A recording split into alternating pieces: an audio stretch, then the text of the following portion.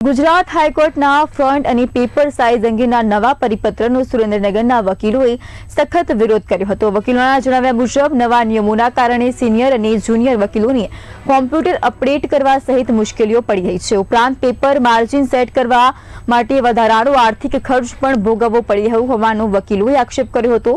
આથી વકીલોએ નવા પરિપત્રને રદ કરીને જૂની પદ્ધતિ યથાવત રાખવાની માંગ કરી હતી। વિરોધના ભાગરૂપે સુરેન્દ્રનગર કોર્ટ બહાર બાર એસોસિએશન સભ્યો સવારે એકત્રિત થયા હતા। કોર્ટ ડ્રેસમાં એકઠા થયેલા વકીલોએ ડિસ્ટ્રિક્ટ કોર્ટ બહાર દેખાવો કરી વિરોધ નોંધાવ્યો હતો। વકીલોએ ઠરાવ પસાર કરી એક દિવસ માટે કામગીરીથી અલિપ્ત રહી હડતાળ પાડી હતી। હડતાળ દરમિયાન માત્ર અર્જન્ટ અને યુટીપી મેટર્સની જ કામગીરી કરવામાં આવી હતી। મારું નામ ઘનશ્યામસિંહ ઝાલા, પ્રમુખ સુરેન્દ્રનગર બાર એસોસિએશન। નામદાર ગુજરાત હાઈકોર્ટ દ્વારા જે સ્પેશિયલ ફોન્ટ અને સ્પેશિયલ A4 સાઇઝના પેપર અને સ્પેશિયલ માર્જિન સાથેનો જે ફરજિયાત પાલનવાળો જે પરિપત્ર ઇસ્યુ કરવામાં આવેલો છે તેનો સુરેન્દ્રનગર બાર એસોસિએશનના તમામ વકીલ મિત્રો સખત વિરોધ નોંધાવે છે।